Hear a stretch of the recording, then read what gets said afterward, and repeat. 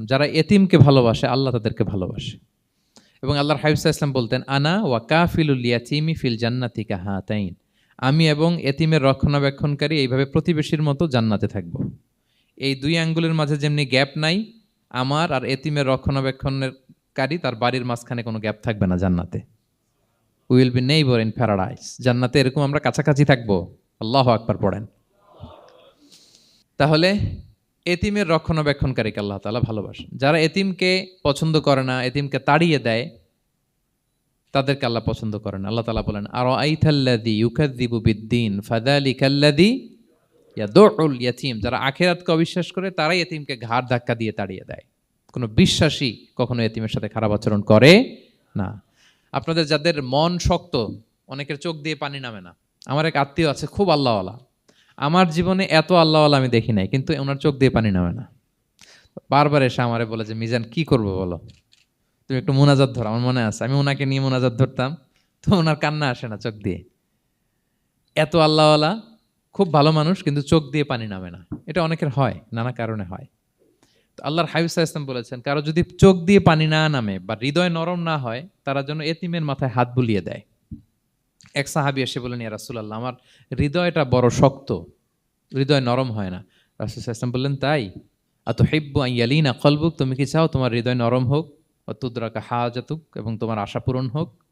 তিনি বললেন, হ্যাঁ। তখন রাসূল সাল্লাল্লাহু আলাইহি ওয়াসাল্লাম বললেন, ইরহামিল ইয়াতীম, এতিমের উপর রহম করো। ওয়ামসা আলা রাসি, এতিমের মাথায় হাত বুলিয়ে দাও। ওয়া আতইমহু মিন তুআমিক, তোমার খাবার এতিমকে খাওয়াও। তালিনু কলবুক, তোমার অন্তর নরম হবে। তুদরাকা হাজাতুক, তোমার ইচ্ছা পূরণ হবে। তাহলে হৃদয় যদি শক্ত থাকে, কার মাথায় হাত বুলাবেন? বুলাইছেন কখনো? খুঁজে খুঁজে হাত বুলাবেন। বাংলাদেশে তো অনেক অরফেনেজ আছে, অনাথ আশ্রম, ওখানে যাবেন।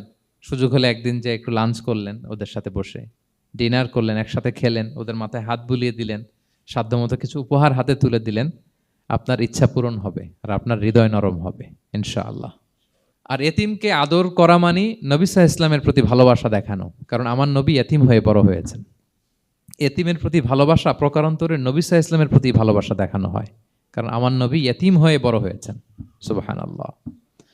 কিন্তু তার বিপরীতে আমরা সমাজে কি দেখি? এতিমের মাথায় হাত বুলানো তো দূরের কথা, এতিমের সম্পদও খেয়ে ফেলে অনেকে। হ্যাঁ, এরকম আছে না? এতিমের সম্পদ দেদারসে গিলতেছে। কি যে আমাদের চিন্তাধারা! দেখবেন যে লোকটা এতিমের সম্পদ গিলে, ওরা রোজা অবস্থায় এক ঢোক পানি গিলাতে পারবেন কিনা দেখেন। যে বলেন একটু পানি খান তো, যে খাবে না কেন? হারাম। তো ওই হারাম কিন্তু গিলতেছে ইচ্ছা মতো।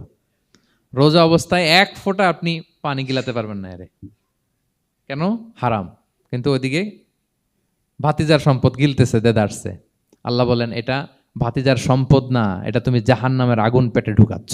ইন্নাল্লাযীনা ইয়াকুলুনা আমওয়ালাল ইয়াতামা যুলমান ইন্নামা ইয়াকুলুনা ফি বুতুনিহিম নারা ওয়া সায়াসলাউনা সাঈরা, যারা এতিমের সম্পদ খায়, এটা সম্পদ না, এটা জাহান্নামের আগুন তুমি পেটে ঢুকাচ্ছ। সো এতিমের প্রতি যেন আমরা নমনীয় হই, তাদের মাথায় হাত বুলাই, তাদের জন্য খরচ করি, তাদের প্রতি যেন আমরা দয়াদ্র হই, কারণ আমার নবী এতিম অবস্থায় বড় হয়েছেন। Be a part of our vision. Do listen and share the khair.